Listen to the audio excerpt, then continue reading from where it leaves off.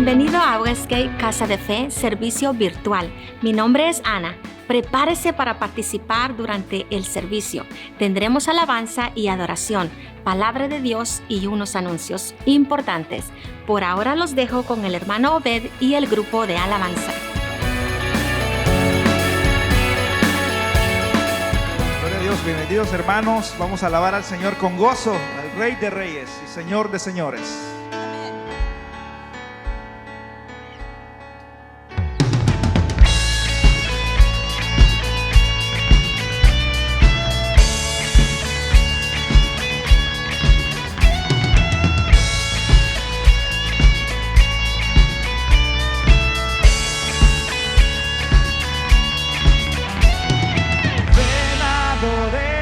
Al Rey, ven a postrarte ante Él, grande en sus obras.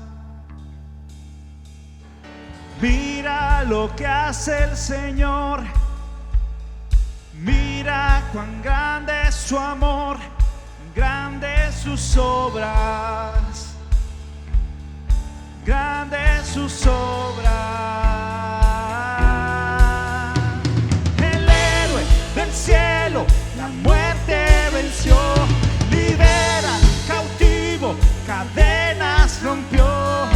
Dios, grande en sus obras, cantamos alegres en tu libertad, exalta su nombre, Jesús el Señor. Oh Dios, grande en sus obras.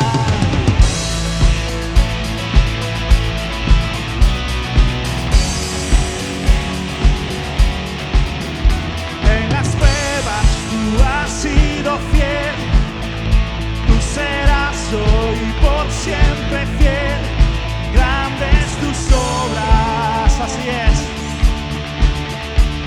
Yo sé que lo harás otra vez, tus promesas es el sí y el amén, grandes tus obras, grandes tus obras.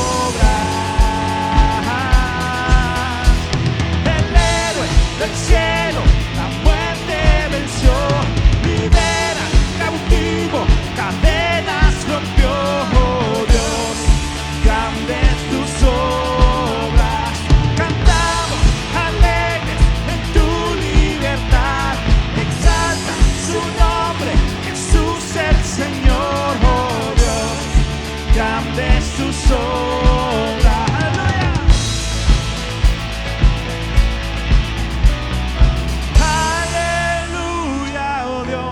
Soberano, aleluya, Dios poderoso, aleluya, oh Dios, grande en poder. Dilo conmigo, aleluya, aleluya, oh Dios, soberano, aleluya, oh Dios, poderoso, aleluya, oh Dios, grande en poder.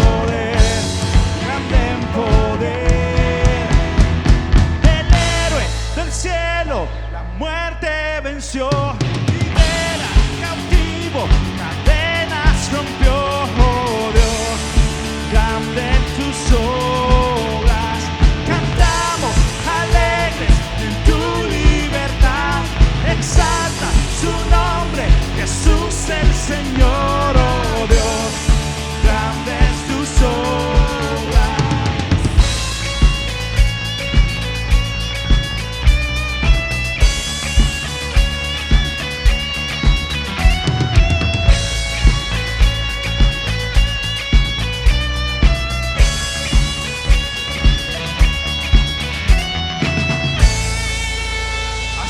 Grandes son las obras del Señor. Aleluya.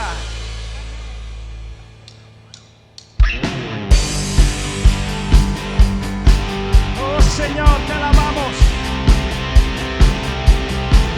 Eres digno. Sí, Señor. Bendito Dios.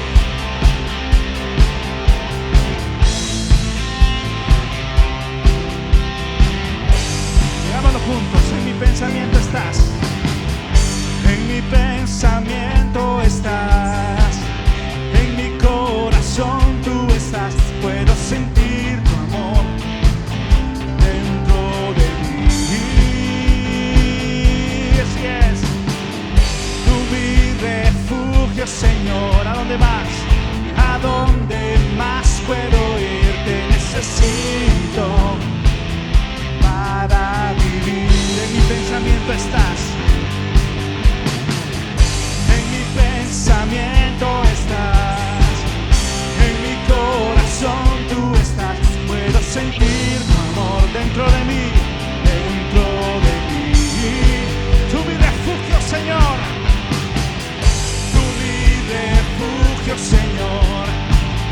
¿A dónde más puedo ir? Te necesito para vivir. Ahora dile, fuente de vida, fuente de vida, vida eterna. Son tus palabras que quiero escuchar. Fuente de vida, fuente de vida, vida eterna. Son tus palabras que quiero escuchar. Sí, mi Dios, te necesito para vivir. Es cierto, Señor, te necesito para vivir.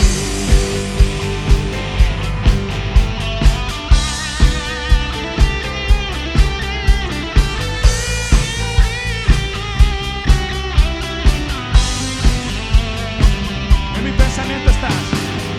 En mi pensamiento estás. En mi corazón tú estás. Puedo sentir tu amor dentro de mí. Tú mi refugio. Tú mi refugio, Señor. ¿A dónde más? Te necesito para vivir. Una vez más, en mi pensamiento estás. Digámosle con gozo. En mi pensamiento estás. En mi corazón tú estás. Puedo sentir tu amor dentro de mí, Señor. Tú mi refugio. Tú mi refugio, Señor. ¿A dónde más puedo ir? Te necesito para vivir. Una vez más, en mi pensamiento estás. Digámosle al Señor. En mi pensamiento estás. En mi corazón. Puedo sentir tu amor dentro de mí. Tú mi refugio. Sí, Señor. ¿A dónde más puedo ir? Te necesito para vivir. Fuente de vida, fuente de vida, vida eterna. Son tus palabras que quiero escuchar. Fuente de vida, vida eterna.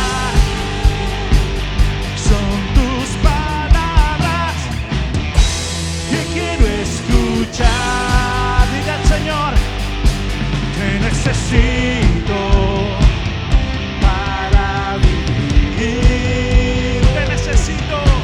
Te necesito para. Una vez más, te necesito, Señor. Te necesito para vivir. Te necesito para vivir.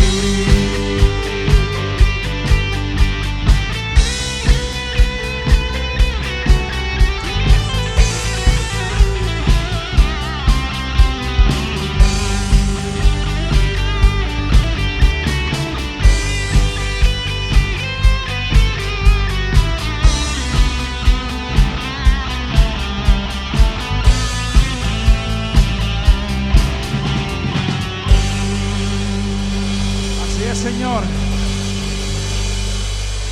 te necesitamos para vivir, Señor, y tú estás en nuestros pensamientos. Él es digno, el Cordero de Dios es digno. El que está sentado en el trono es digno de toda alabanza. Al Dios Todopoderoso, al único digno, a Él sea la gloria, a Él sea la honra por los siglos de los siglos. En medio de cualquier circunstancia Él es digno. Son los tiempos finales. Cristo viene pronto y un día estaremos frente a su presencia. Un día estaremos cara a cara, postrados ante Él, cantándole a Él que Él es digno. Digámosle al Señor, digno es el Cordero Santo. Santo, santo es Él. Así es. Levantamos nuestra alabanza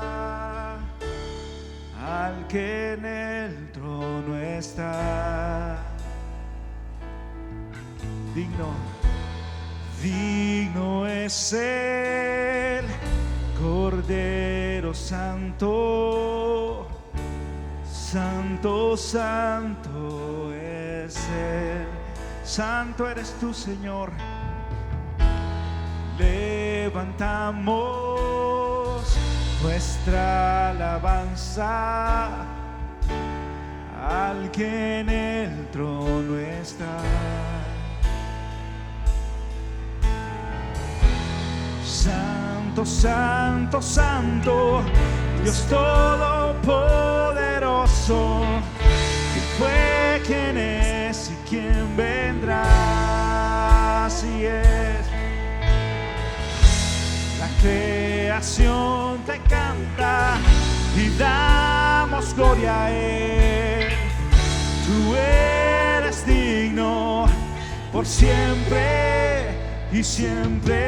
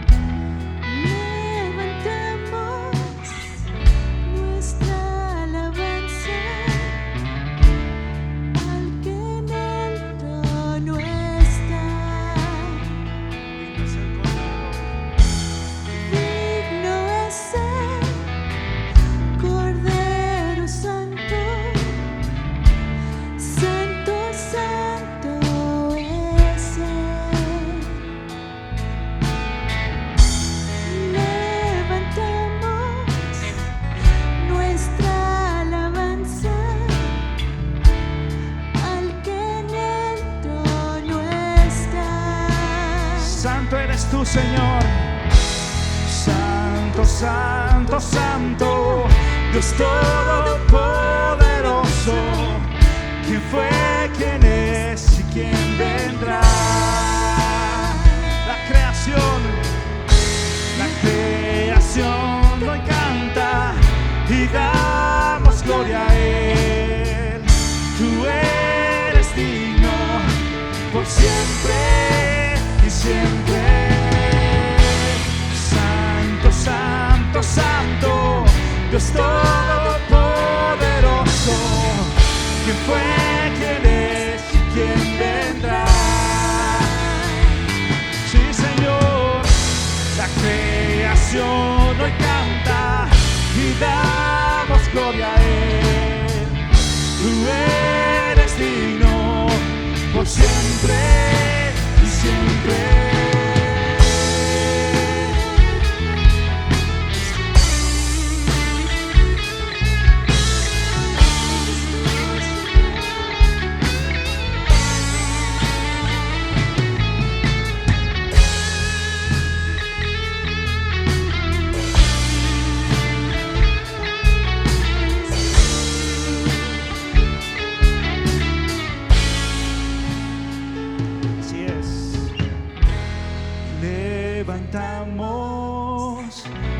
nuestra alabanza al que en el trono está, al único digno.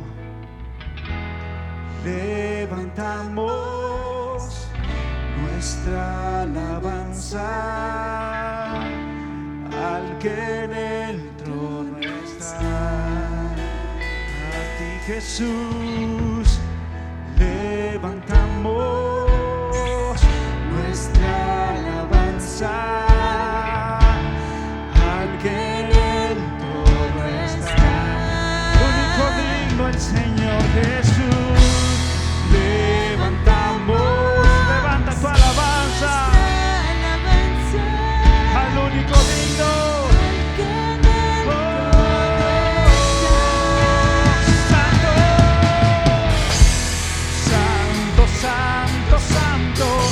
Dios Todopoderoso, que fue, quien es y quien vendrá. Sí, Señor, la creación hoy canta y damos gloria a Él. Tú eres digno por siempre, santo, santo, santo, santo.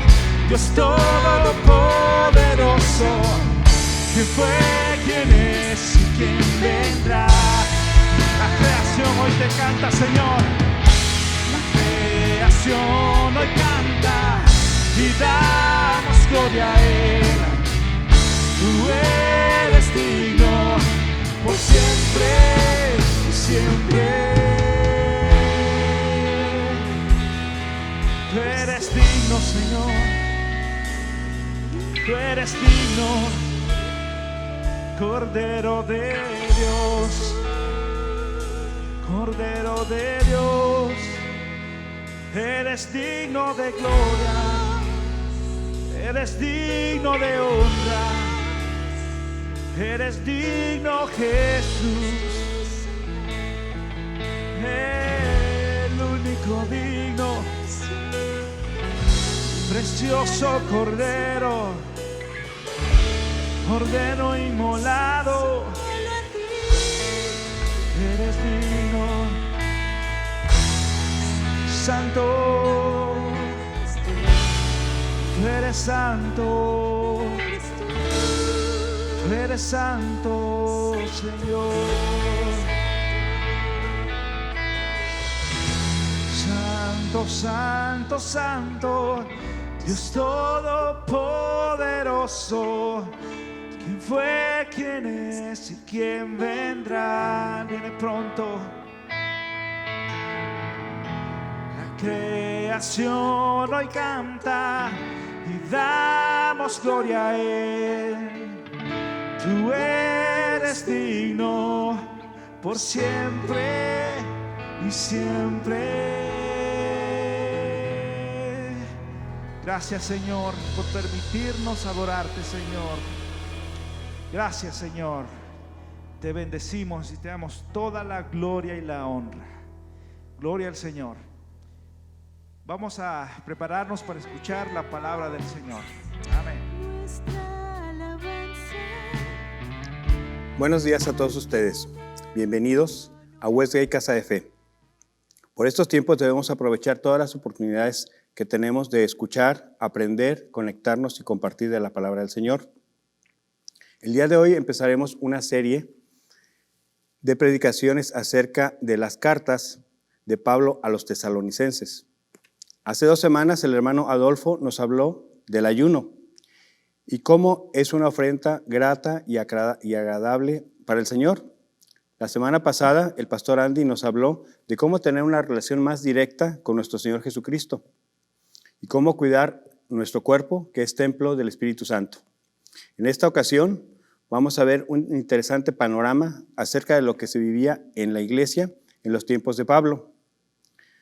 Veremos su origen judío y romano, cómo fue su formación en el judaísmo, por qué se cree que perseguía con tanta fuerza a los seguidores de Jesús, por qué sus viajes misioneros y cómo fue su dedicación a las iglesias nuevas, en particular a la iglesia de Tesalónica. ¿Y cuál fue uno de los puntos importantes de la primera carta a los tesalonicenses? Pero empecemos desde el principio. Después de la crucifixión, en Hechos 1:4, la palabra del Señor dice: y estando juntos, les mandó que no se fueran de Jerusalén, sino que esperasen la promesa del Padre, la cual les dijo: oíste de mí, por cuanto Juan ciertamente bautizó con agua, mas vosotros seréis bautizados con el Espíritu Santo dentro de no muchos días. Entonces los que se habían reunido le preguntaron diciendo: Señor, ¿restaurarás el reino de Israel en este tiempo? Y él les dijo: no os toca a vosotros saber los tiempos o las sazones que el Padre puso en sola potestad, pero recibís poder cuando haya venido sobre vosotros el Espíritu Santo, y me seréis testigo en Jerusalén, en toda Judea, en Samaria y hasta lo último de la tierra.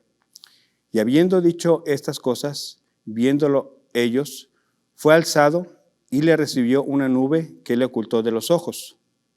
Y estando ellos con los ojos puestos en el cielo, entre tanto él se iba, he aquí se pusieron junto a ellos 2 varones con vestiduras blancas, los cuales también les dijeron: varones galileos, ¿por qué estáis mirando al cielo? Este mismo Jesús que ha ido tomado de vosotros al cielo, así vendrá como le habéis visto ir al cielo. Les pido que me acompañen en una oración. Bendito Padre, te damos gracias, Señor, por la oportunidad del día de hoy de escuchar de tu palabra, de poder tener ese aliento de vida y sobre todo de tener la bendición del Espíritu Santo que nos guía, que nos aclara, que nos da sabiduría y que nos da ese amor que tú has dejado para nosotros con la esperanza de la vida eterna, Señor. Te rogamos que esta palabra que vamos a llevar a todos y cada uno de ustedes sea de confort, sea de aliento, sea de instrucción y sea de ánimo para seguir en estos caminos, Señor, que tú nos has puesto, Señor. En el nombre de Señor Jesucristo te alabamos. Amén. Vamos a empezar con quién era Saulo de Tarso. Cada día sabemos más de Saulo de Tarso, porque se siguen haciendo investigaciones arqueológicas y paleográficas que nos muestran con más claridad y veracidad cómo fue la vida en aquellos tiempos. La primera aparición de Saulo de Tarso en la Biblia es en Hechos 7, cuando Esteban es apedreado. En Hechos 7:58 dice: y echándolo fuera de la ciudad a Esteban, le apedrearon, y los testigos pusieron sus ropas a los pies de un joven que se llamaba Saulo. Y en Hechos 8:1 dice: y Saulo consentía en su muerte. En aquel día hubo una gran persecución contra la iglesia que estaba en Jerusalén, y todos fueron esparcidos por las tierras de Judea y Samaria, salvo los apóstoles. Pero, ¿quién era Saulo y por qué habían arrojado sus ropas a los pies de él? ¿Era alguien importante o era el que mandaba o era... ¿Quién era? En Hechos 21:39, Pablo dice: entonces, yo de cierto soy judío, nacido en Tarso de Cilicia, pero criado en la ciudad de Jerusalén, instruido a los pies de Gamaliel, estrictamente conforme a la ley de vuestros padres, celoso de Dios, como hoy lo sois todos vosotros. Se estaba dirigiendo a los judíos. Y les dice que también es conocedor de la ley. ¿Por qué? Saulo de Tarso nació entre el año 5 y el 10 en Tarso, que era una capital de Cilicia, que ya era parte del Imperio Romano. Esta ciudad está al norte de Jerusalén, unos 600 kilómetros. Era un pueblo comerciante, principalmente se hacía una lana, unos productos de lana con las que se construían las casas de campaña y abrigos. Eran de muy buena calidad, de una lana negra. Era una ciudad importante porque así como toda esa región de Asia, había mucha influencia griega, había mucha cultura y había mucho comercio. Era una ciudad importante. Pero Pablo dice en Hechos 22-28 que a él le respondió el tribuno: yo con gran suma adquirí esta ciudadanía. Entonces Pablo dijo: pero yo lo soy de nacimiento. Tarso, la ciudad en la que nació Pablo, en el año 67 pasó a ser una ciudad romana. El César otorgaba a las ciudades romanas la calidad de polis, que era una especie de beneficio, con la cual los ciudadanos de esa ciudad, nacidos en esa ciudad, ya tenían la calidad de romanos. Entre otras beneficios que tenían las polis eran que podían hacer su propia moneda como Estado independiente. En Romanos 11:1, Pablo dice: digo pues, ¿ha desechado Dios a su pueblo? En ninguna manera, porque también yo soy israelita, de la ascendencia de Abraham, de la tribu de Benjamín. Por esa razón, su familia lo envió desde muy joven a Jerusalén a estudiar el judaísmo. Y tuvo una sólida formación académica en teología, en filosofía, en hechos jurídicos, en asuntos mercantiles y lingüística. Él hablaba griego, hablaba hebreo, hablaba arameo y hablaba latín. Por eso, en diferentes ocasiones tuvo la oportunidad de dirigirse a estas personas locales en su lengua natal, cosa que les llamaba y le daba cierto beneficio para poder tener ese acercamiento directo con estas personas. En Jerusalén había dos escuelas: la escuela Shammai,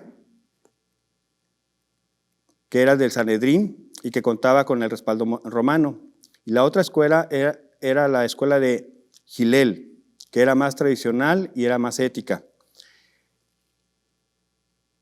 Y tenía algunos miembros también en el Sanedrín. El joven rabino Saulo estudió en la escuela de Gamaliel, que es de la escuela de Hillel. Pablo, como judío, era enemigo del evangelio. Y como Pedro y Juan predicaban el evangelio, Pedro y Juan fueron apresados. En Hechos 4:5 dice: aconteció al día siguiente que se reunieron en Jerusalén los gobernantes, los ancianos y los escribas, y el sumo sacerdote Anás, y Caifás, y Juan, y Alejandro, y todos los que eran de la familia de los sumos sacerdotes. En Hechos capítulo 9 se relata la conversión de Saulo. 9:3. Mas yendo por el camino, aconteció que al llegar cerca de Damasco, repentinamente le rodeó un resplandor de luz del cielo, y cayó en tierra. Oyó una voz que le decía: Saulo, Saulo, ¿por qué me persigues? Y dijo: ¿quién eres, Señor? Y él le dijo: yo soy Jesús, a quien tú persigues. Dura cosa te es dar coces contra el aguijón. En el versículo 20 reconoce a Jesús. Enseguida predicaba a Cristo en las sinagogas, diciendo que éste era el Hijo de Dios, y todos los que oían estaban atónitos y decían: ¿no es este el que asolaba Jerusalén a los que invocaban este nombre? A eso vino acá, para llevarlos presos ante los principales sacerdotes. Pero Saulo mucho más se esforzaba y confundía a los judíos que moraban en Damasco, demostrando que Jesús era el Cristo. Aquí vemos un cambio totalmente drástico de un Pablo o Saulo, perseguidor de los cristianos, de los seguidores de Jesucristo, donde consentía que fueran matados, perseguidos, torturados, encarcelados, a un Pablo que después de tener ese encuentro con Jesucristo de viva voz, en el camino a Damasco, y después de haber sufrido la pérdida de la vista, recuperarla, el tener el amor de los hermanos que estaban ayudándolo y cuidándolo mientras él no podía ver, eso lo motivó a creer realmente. Pero más que nada, el Espíritu es quien movió a Pablo y nos mueve a todos, porque hasta ahorita el malo había sido Saulo, y después sucede su encuentro y cambia. Eso se nos hace algo común, algo similar a lo que nosotros vivimos antes de venir a la iglesia, cómo veíamos y defendíamos nuestras tradiciones o nuestras costumbres, y cómo ahora vemos el evangelio diferente, cómo ahora cuando leemos la Biblia, la palabra de Dios, podemos entender un poco más de lo que leíamos cuando no creíamos en la palabra del Señor. Así que Pablo decide pues escribirles, porque ellos también le manifiestan con gran deseo el poder verlo de nuevo, pero no puede ir. Sabe que su vida está de por medio. Entonces decide escribir una carta para los tesalonicenses. Este escrito debió haber sido alrededor del año 55-56. Es el escrito más antiguo de todas las cartas paulinas, es el primero. Y sin duda Pablo tuvo múltiples razones para poderles escribir. Después de haber escuchado todo las experiencias de Timoteo en Tesalónica. Ahora, nosotros, ¿cómo podríamos escribir una carta para esa iglesia? No creo que fuera algo fácil, así como el mensaje de la pasada prédica, donde el pastor Andy nos dice que nos quedamos hasta el final porque tenemos un anuncio, y aparece el pastor Steve, el pastor Andy de inglés y el pastor Anglis de español, y nos dan un mensaje. Eso era muy sencillo, se grabó y listo. Pablo tenía que ser muy cuidadoso en lo que iba a estudiar, en lo que iba a escribir. Tenía que pensar muy bien a quién iba a ser dirigida, de qué tenía que hablar esa carta, qué tenía que contener esa carta para poder animar a los hermanos. Si había algo que tenía que aclarar por lo que le había dicho Timoteo de las enseñanzas que ellos habían escuchado. Y si tenía que amonestar algo con lo que no estuviera de acuerdo. Tal vez tenía que recordarles la importancia de la pureza moral. Y tal vez tendría que condenar los malos hábitos. Y tal vez tenía que hacer alguna aclaración o algún malentendido acerca de los acontecimientos proféticos, lo que se puede llamar como la venida de nuestro Señor Jesucristo. Pero sobre todo tenía que exhortar a esa iglesia en las áreas elementales de la vida cristiana. Todas estas son muy buenas ideas. Y Pablo las organizó de una manera preciosa, porque esta carta es una carta inspirada por el Espíritu Santo para esta iglesia que seguía las enseñanzas del Cristo viviente. Ahora, esta carta consta de 5 capítulos. Está dividida en 2 partes.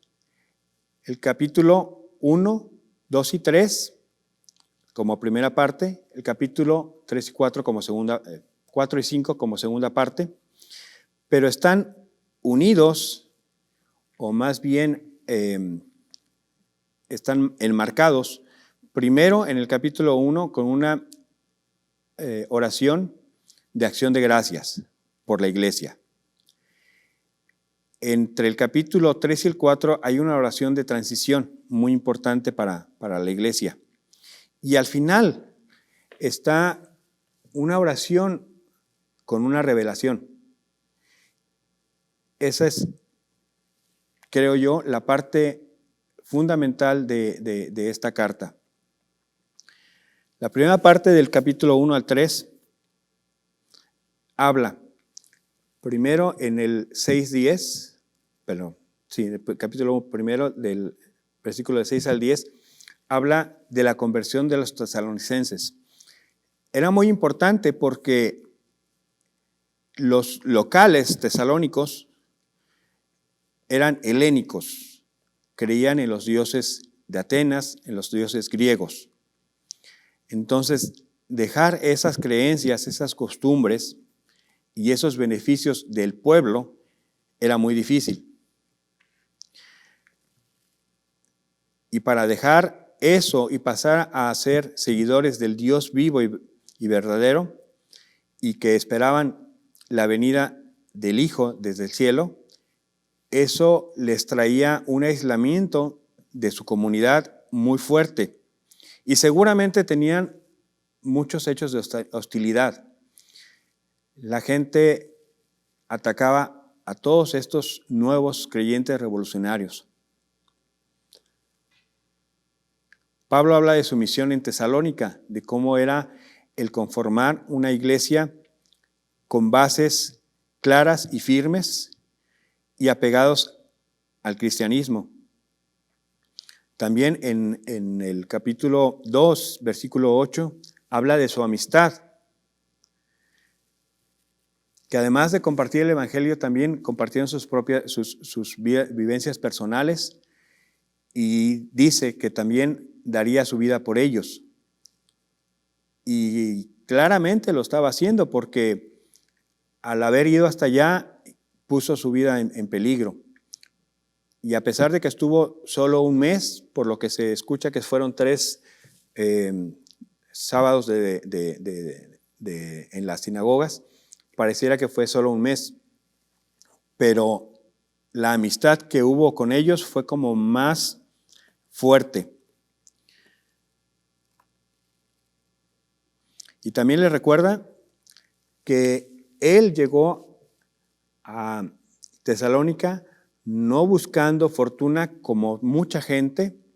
Llegaba por ser una ciudad próspera, con mucho comercio, con mucha gente rica. Mucha gente llegaba a buscar su prosperidad, y Pablo les marca eso, que él llegó para compartir el evangelio, no para sacar provecho de ellos,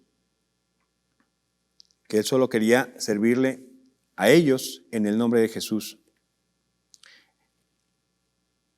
En el capítulo 2, del 13 al 16, Pablo les habla de su persecución y de la persecución que tienen en común, porque así como a ellos los han acosado y los han perseguido, y a muchos de ellos incluso los han ejecutado como mártires, a él también. Y seguramente en el tiempo que estuvo ahí les dijo que en algún lugar a él también ya lo habían apedreado, tanto que lo dieron por muerto. Solo hasta que los apóstoles se acercaron a él se pudo recobrar, pero lo habían dado por muerto. Entonces allí él plenamente sabía de lo que se trataba el apedrear a alguien. Ahora, en el 2, del 17 al 3:10, les comparte su angustia, porque cuando llegó Timoteo, le contó lo que estaba pasando, lo que ellos estaban sufriendo, y él sintió esa angustia. Se las hace partícipe de que él está con ellos y de que su dolor es el mismo dolor que él sufre.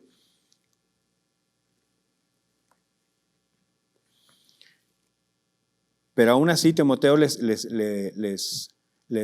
platica a Pablo que ellos están firmes y que a pesar de que Pablo tenía riesgo de morir, pues ellos estaban deseosos de verlo. Ahora, en el capítulo 3, del 3 al 16, hay una oración. En esa oración central, Pablo ora para que Dios les haga crecer su capacidad de ellos de amar, que fortalezca su compromiso en la santidad y que fundamentaran sus esperanzas en el Rey Jesús, en el Rey Salvador. Es muy importante cómo esa oración la tienen que sentir ellos para saber que hay mucho camino por hacer, pero que no es solamente el aprender de las Escrituras, el creer en Jesucristo, en el Cristo resucitado, sino también el amar a la gente y amarlos a todos. Y que se comprometan a la santidad. Es algo que no es suficiente el arrepentirse y seguir el camino, sino seguir en santidad. En el capítulo 4, que es ya parte de la segunda mitad de la carta, los exhorta a vivir en una vida santa de acuerdo a las enseñanzas de nuestro Señor Jesucristo. Esto era muy importante porque ellos en sus templos tenían veneración por la diosa Afrodita, que es la diosa de la sexualidad. Y aquí Pablo le está pidiendo un serio compromiso a la santidad y a su pureza sexual, a no contaminarse con el mundo. Del 9 al 12, también les reitera que tienen que amar. Y una forma de amar es servir en la iglesia. A veces se puede hacer físicamente un servicio, pero a veces el orar por los hermanos, el llamar a alguien, eso también puede ser servicio. Y sobre todo el que allá afuera hay gente que necesita, y más en estos tiempos, yo creo que todos necesitamos de algo. Si tenemos trabajo, a lo mejor no tenemos salud. Si tenemos salud, a lo mejor no tenemos trabajo.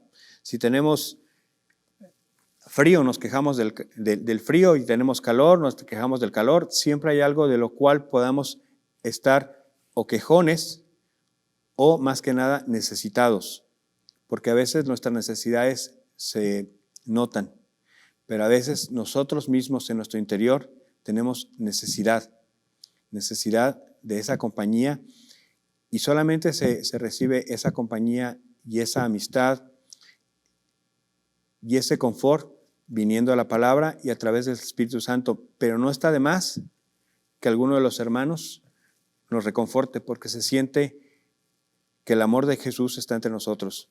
Eso es importante, y Pablo se los hacía sentir de una manera muy clara. Ahora también en el 4, del 13 a 18, él les aclara varias preguntas que los tesalonicenses tenían acerca de la esperanza futura del regreso de Jesús. Y es porque algunos hermanos de ellos habían muerto.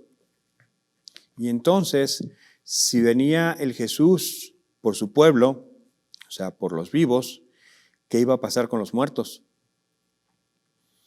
Y ellos le preguntaban cuál era el destino de ellos cuando Jesús regresara. Pero Pablo les aclara que ni siquiera la muerte puede separar a los cristianos del amor de Jesús. Ahora, en el Antiguo Testamento, la palabra muerte no significa se acabó, ¿sí? No es como si agarramos un libro, se quema y ya no se puede volver a leer.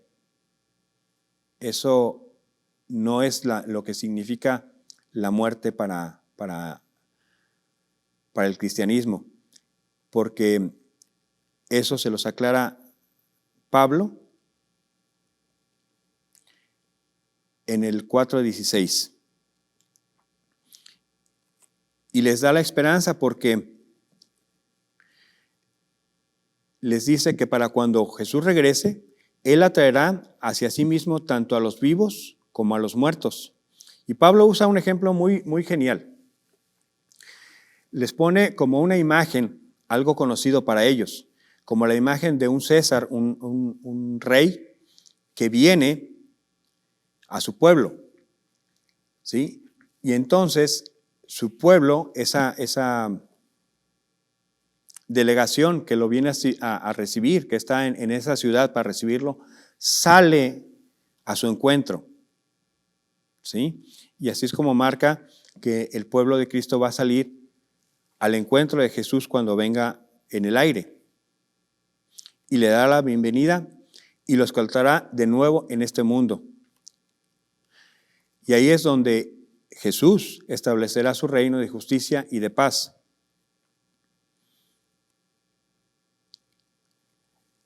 También hay una parte en el último capítulo, en el capítulo 5, del 1 al 11, donde Pablo se burla de la paz y de la seguridad que se dice el Imperio Romano ofrecía a todos sus pueblos conquistados.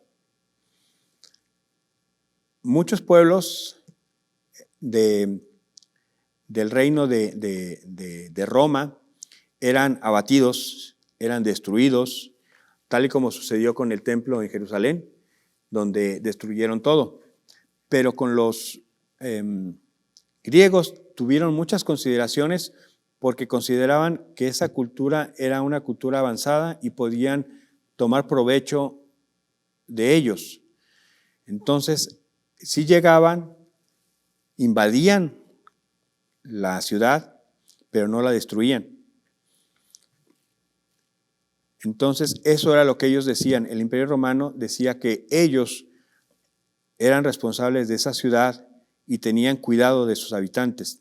Pero Pablo les dice y se burla que esa paz y esa seguridad no es lo que ofrece Jesús. Jesús ofrece una paz duradera, una paz eterna, que es algo muy diferente a lo que se puede recibir a través de los reinos de esa época. Y les dice que Jesús va a regresar un día como rey y confrontará esa clase de injusticia. Y les dice que vivan el presente como si ya fuera ese día. Pero que deben permanecer sobrios y alertas porque el día no está marcado todavía y nadie lo sabe. Pero mientras la luz del reino resplandece aquí en la tierra, tanto en la tierra como en el cielo, ellos tienen que estar firmes en el Evangelio. En el 5:23 y 24 habla del espíritu, del alma y del cuerpo. Y Pablo concluye con una oración de esperanza para que Dios llene sus vidas con su santidad, que los haga diferentes para que sean completamente devotos, sin culpa, hasta el día que Jesús regrese. En conclusión, podríamos resumir que seguir a Jesús produce una manera de vivir santa y que esto podría causar conflicto con los que nos rodean, pero que debemos responder siempre con amor, con gracia y con generosidad. Y de esta manera vivir y nuestra vida será motivada por la esperanza del reino venidero, que ya comenzó con la resurrección de nuestro Señor Jesucristo de entre los muertos. Por último, esta carta fue enviada para guiar a la vida santa, al amor, a la esperanza futura en Jesucristo. En Juan 3:16 dice: porque de tal manera amó Dios al mundo, que ha dado a su Hijo unigénito, para que todo el que cree en Él no se pierda, mas tenga vida eterna. Y eso es básicamente lo que se resume y el modelo central de esta carta de Pablo a los tesalonicenses. Acompáñame con una oración final. Bendito Padre, te damos gracias, Señor, por tu bendición, porque el día de hoy nos has traído hasta aquí, hasta tus pies, en donde quiera que estemos, pero con un corazón contrito y humillado, para poder reconocer que tu palabra es eterna, es vivaz, es eficiente, nos edifica y nos da instrucción, Señor. Que tu palabra nos da esa esperanza de que viviendo en amor,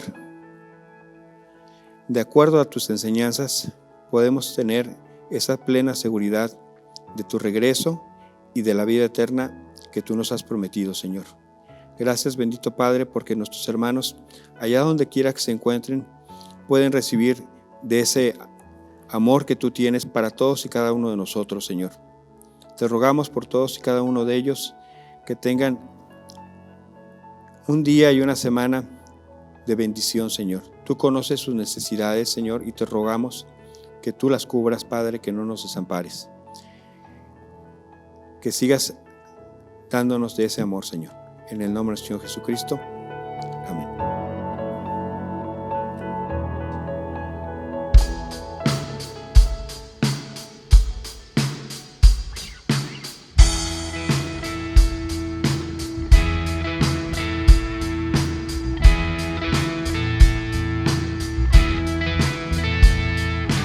Yo entrego mi ser, no me pertenece más. Lo mejor de mí te lo doy a ti, Jesús. Un valioso perfume derramaré en ti. Es la ofrenda que hoy yo daré a ti. Toma mi alma, toma mi ser, todo te lo doy.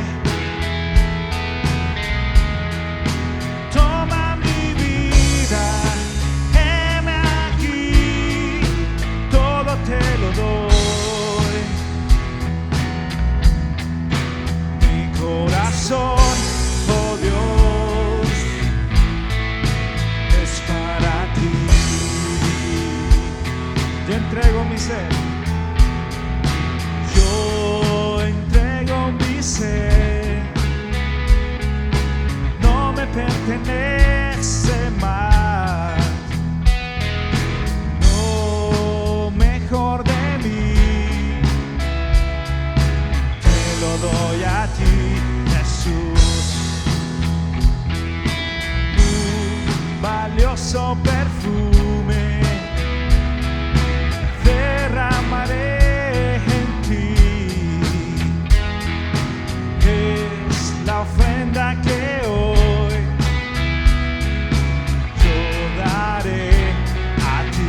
Digámosle, toma mi alma, toma mi ser, todo te lo doy. Toma mi vida.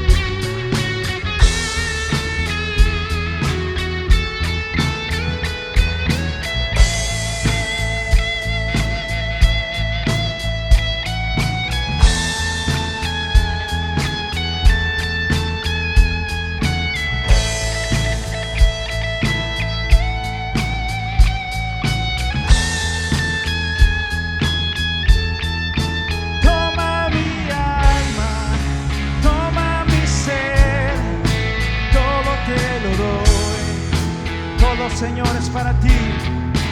Toma mi vida, heme aquí, todo te lo doy. Tómalo, Señor, mi corazón, oh Dios, es para ti. Toma mi alma, digámoslo una vez más. Toma mi alma, toma mi ser, todo te lo doy, todo es para ti, Señor. Toma mi vida, heme aquí, todo te lo doy. Mi corazón, oh Dios, es para ti. Mi corazón, oh Dios, es tuyo, Señor.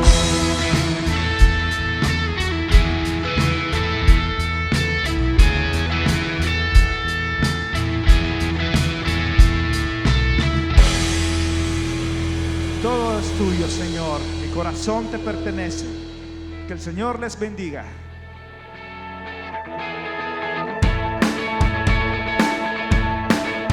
Gracias por permanecer con nosotros. Seguiremos adorando a Dios, pero ahora con nuestros diezmos y ofrendas. Es muy fácil. Lo único que tiene que hacer es enviar un texto al 77977 y escriba WG Casa de Fe. O si desea, puede mandar un cheque al domicilio que aparece en pantalla.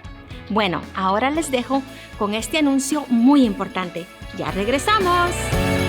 Well, there's been a lot of interest and questions about the change in the county's restrictions. We've gone to purple tier. Some things are starting to open up. So what about the church? Well, we're excited to let you know that we're going to start regathering again first part of March.